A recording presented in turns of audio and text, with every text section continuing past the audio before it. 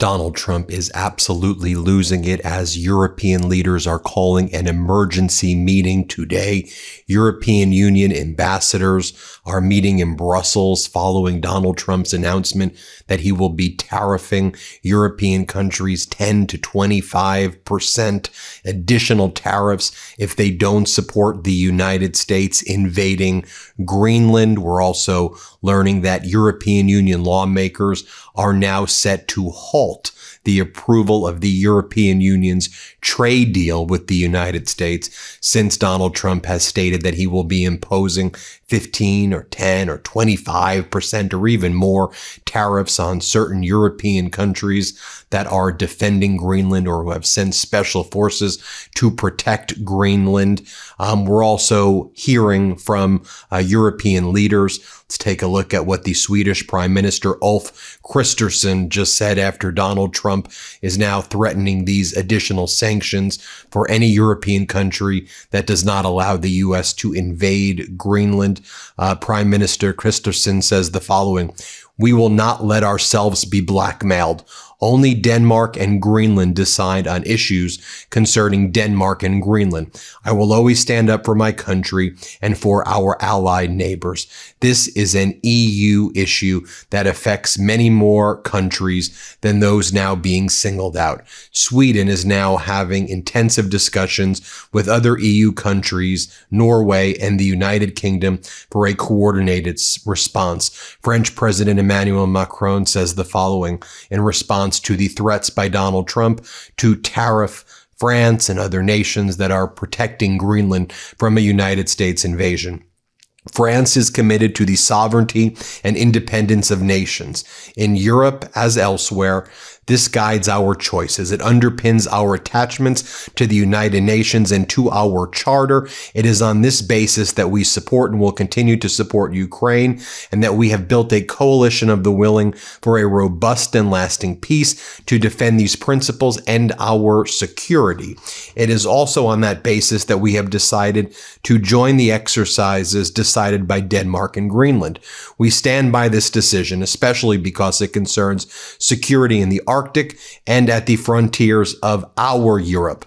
No intimidation nor threat will influence us, neither in Ukraine nor in Greenland nor anywhere else in the world when we are confronted with such situations." Get the message that Macron's sending right there?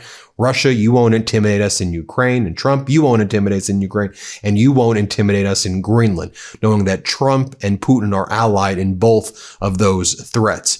Macron goes on to say, tariff threats are unacceptable and have no place in this context. Europeans will respond to them in a united and coordinated manner if they are to be confirmed.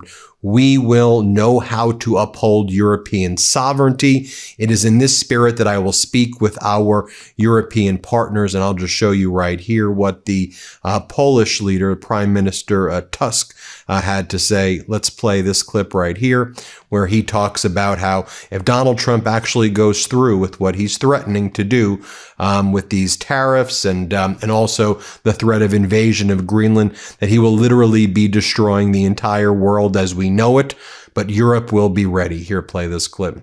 Today, this is perhaps not the place or time for a detailed analysis of the geopolitical and military consequences of a potential armed intervention by the United States in Greenland. It would be, in a political sense, one way or another, and from our perspective, a disaster. What I mean is it a conflict or an attempt to seize control of territory? A country that is a member of NATO, attacked by another country that is also a NATO member, and if that happens to be the United States, well, that would truly be the end of the world as we know it. Let me play you this next clip right here from the European Commission President Ursula von der Leyen. Here's what she has to say about that as well. Let's play this clip right here. We are creating a market of 700 million people, and a GDP of almost 20% of the global GDP is being traded here. This is phenomenal. And this agreement sends a very strong message to the world. It reflects a clear and deliberate choice. We choose fair trade over tariffs. We choose a productive long-term partnership over isolation. And above all, we intend to deliver real and tangible benefits to our people and our businesses. Now, while that's taking place as well, one of the things that we are learning is, Donald Trump talked about this peace board that he's doing. Remember, we talked about it 2 days ago. He posted about a peace board. Well, Bloomberg's got a scoop right here with Alberto Nardelli. This is what they've learned. Donald Trump has told countries that want to serve on his board of peace, they will have to pay him $1 billion to be permanent members. You heard me right. Pay him, not the United States of America. Regardless, this whole idea would be crazy anyway and dangerous, but pay Donald Trump $1 billion. Bloomberg has obtained the draft charter. It appears to suggest that Donald Trump himself controls the money. The charter would be considered unacceptable to most countries who could have potentially joined the board, sources say. Even Netanyahu has rejected the terms. When Netanyahu is rejecting the terms, that tells you something. Several nations strongly oppose the draft of Trump's charter and are working on collectively pushing back against the proposals. They are concerned that Trump is trying to build a rival to the United Nations that's about more than Gaza and that he would totally control it. It means that despite Trump's advertising of the Board of Peace, it does not have the support of key regional and global players. Now, it should be noted that the White House has confirmed the story, and the White House says, though, that the $1 billion payment to Donald Trump is not obligatory, but if you want to become a permanent member, you have to give Donald Trump the $1 billion, but you could join for less money that you pay him if you just want to become a temporary member. I mean, what in the world are we talking about right here, folks? And while Donald Trump is making the United States weaker, while we see Europe making sure that they're asserting their authority and saying, we're ready to go to war with you, Donald. Also yesterday, the European Union and the Mercosur bloc of South American nations officially signed their landmark free trade agreement, bringing 700 million consumers together in a free trade deal. It was officially signed in Paraguay. And the European Union and what's called the Mercosur bloc of South American countries formally signed this free trade agreement. And the Mercosur bloc includes Brazil, it includes Argentina, it includes Paraguay and Uruguay, and Bolivia is the bloc's newest member, joining with the European Union. And you think about it, as the Trump regime is engaged in, all these tariff threats, who do you think is going to be screwed by this? I mean, American farmers, American business, who's going to thrive out of this? I mean, think about the ranchers in Brazil. Think about all the farmers in Brazil and Argentina.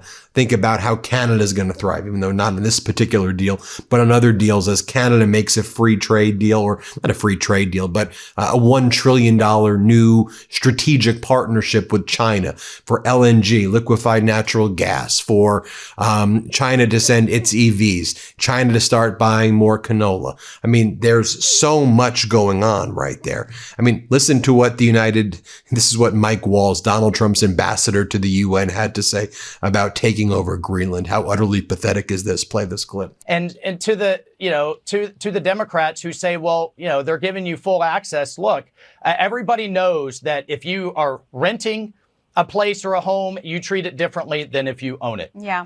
And from a standpoint of international law, President Trump is trying to make a deal. And here's what MAGA Republican Senator Jim Banks had to say. He's like, I'm glad that Republican Congress member from Nebraska, Don Bacon, is quitting. He goes, I'm happy that Don Bacon is quitting because now we don't have to deal with rhinos. And I'm glad that Donald Trump is out there trying to take over Greenland. Yeah, America taking over Greenland. Play this clip. And I'm glad that Don Bacon is quitting Congress. He's going away. I'm glad that President Trump is showing the type of leadership on the world stage that puts America first, that recognizes that Greenland is strategically very valuable and important, and we can't allow Greenland to fall in the hands of our biggest enemies like China and Russia. And that's why President Trump taking an economic approach and putting Western Europe on notice that we want to make a deal. We want to use Greenland in a strategic way that's good for Greenland, that's really good for Europe, by the way. But at the end of the day, it's really good for America's national security interest. And I was glad to see President Trump's announcement this morning about tariffs and trying to bring these negotiations along and bring Denmark to the table. That's exactly what President Trump should do. He's not the first president who's tried to do this, who's tried to acquire Greenland, but President Trump is taking a serious and strategic approach to negotiate a deal. That's what we hired President Trump to do, and I'm excited to see where this leads. Now, a few more things I want to discuss with you. Yesterday, a big day in Virginia. You had Abigail Spanberger, the new governor, officially was sworn in. Major executive orders, major referendums were passed, including mid-decade redistricting referendum in April, women's reproductive rights referendum in April, but also her first act as governor was to repeal Glenn Youngkin's executive order that mandated state and local law enforcement to cooperate with ICE. And then as a result, the Trump regime started sending ICE and Border Patrol Gestapo into central Virginia and other areas to harass, threaten, and intimidate the population of Virginia. Watch as Governor Spanberger signs this first executive order revoking the mandatory requirement that Virginia helps ICE abduct people and invade the Commonwealth. Here, play this clip. And this executive order rescinds executive order number 47. State and local law enforcement should not be required to divert their limited resources to enforce federal civil immigration laws. It is a responsibility of federal law enforcement. Virginia state and local law enforcement officers must be able to focus on their core responsibilities, investigating crime and community policing. Lastly, I want to point out the following. Donald Trump late last night also announced that he would be throwing Bill Cassidy under the bus. Senator Cassidy from Louisiana, who tried to appease Donald Trump by supporting RFK Jr.'s nomination as the health secretary. Cassidy is a physician, and it was Cassidy's vote that led to RFK, and he leads the health committee. And it was Cassidy who pushed forward RFK Jr. through committee, and because he wanted Donald Trump's endorsement, but Donald Trump's no longer endorsing him. Trump's endorsing somebody then by the name of Julia Letlow, and Trump says, Julia Letlow has my full endorsement. If she decides to run, I will support her. Basically, I'll support her over Bill Cassidy. And Bill Cassidy, I hope it was worth it that now you've basically single-handedly are responsible for so much blood on your hands, Bill Cassidy. When you look in the mirror, just know that you violated your Hippocratic oath and you probably have killed tens of thousands of people by allowing RFK Jr. to remove the vaccine recommendations, which will result in so many kids dying of measles, mumps, rubella, plagues that have been extinguished for a very long period of time. Great work there. Great work there. And I'm being sarcastic, of course. So there you have it, folks. We'll keep you posted on this emergency meeting that's taking place today. We'll keep you posted, as always, every step of the way here on the MeidasTouch Network. Hit subscribe. Help us get to 6 million. We appreciate y'all so much for watching. Love this video? Support independent media and unlock exclusive content, ad-free videos, and custom emojis by becoming a paid member of our YouTube channel today. You can also gift memberships to others. Let's keep growing together.